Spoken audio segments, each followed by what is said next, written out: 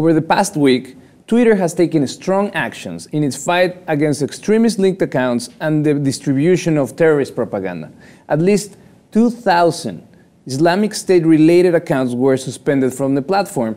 This in connection with ISIS threats to Twitter co-founder Jack Dorsey and CEO Dick Costolo.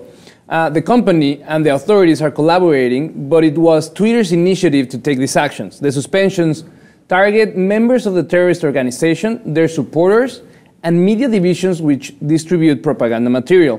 ISIS had relied on social media and they recruit online heavily and very effectively. Nick, recently ISIS connection with Twitter has been highlighted, first because of the 3 London girls that traveled into Syria. They were recruited by a person using Twitter exclusively. Mm-hmm. That same recruiter was linked to 3 American teenagers trying to get into Syria. They were captured and sent back home. They were from Colorado.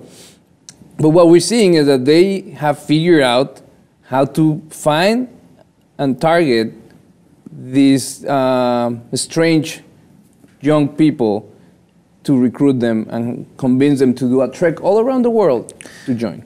Twitter, Facebook, they can do whatever they want to try to stop it, but it's going to have to be an ongoing thing that they're constantly extinguishing out these little things that keep popping up. Yeah. But what is stopping ISIS, for example, from sending messages to each other through eBay or Craigslist or something like that? By setting up these fake ads, but they're actually using calls to communicate and whatnot. It's damn near impossible, and it's going to be real hard. But you know, they got to stay on their stuff, and I don't know what they're making threats for, as if that's going to stop anything. I think this is a combination of Twitter getting scared because they got direct threats to their upper executives, and in the other half is kind of listening to what people say. To that extent, of the 2,000 accounts, only 13 were qualified as official media distributors. ISIS controls many different accounts, and what they do is they syndicate their content, and they have special watermarks depending on which unit is producing that content. So they have a very elaborate system of sharing this propaganda with the world. One of the things that strikes me is that this crackdown has no whatsoever connection with an executive order from the government. The government has no initiatives to have an organized plan to curb the broadcast of this terrorist propaganda. Although Obama talked to that point extensively on the recent summit about terrorism, and he said specifically that one of the main things that we need to fight against is the terrorist narrative and all these stories that they're putting out there. But another thing that is really inspiring is that most of these cases were found by user-generated policy violation reports.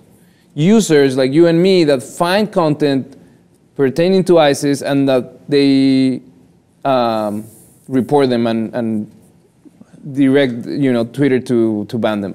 I'm a bit surprised that that's, the case. That's the case, because you see governments tapping people's phones, watching their internet activity, yet they don't have a real hardline plan to stop it on social media. But hey, the funny part, which is not that funny, is that the extremists have not abandoned Twitter all the way around. Some of them change their accounts. Some of them are even putting disclaimers in their Twitter accounts saying, I am not a member of any group or organization or something to that effect.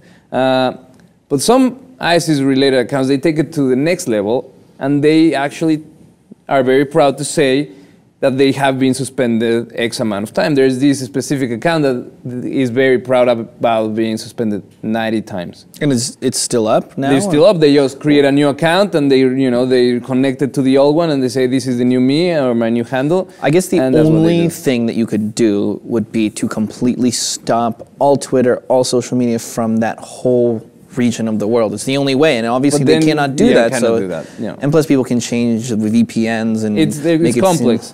But I think that the state of things is alarming, the way that ISIS is being able to figure out how to use social media so effectively, and we're seeing more and more younger generation of not only Muslims, but strange populations around the world join. So let us know what you think in the comments. Should we take a bigger stance and have the government involved in a strategy to curb the presence of ISIS on social media, or should we leave it up to the companies to figure out the policies to follow this? Let us know what you think, and if you haven't, subscribe to the LibTV.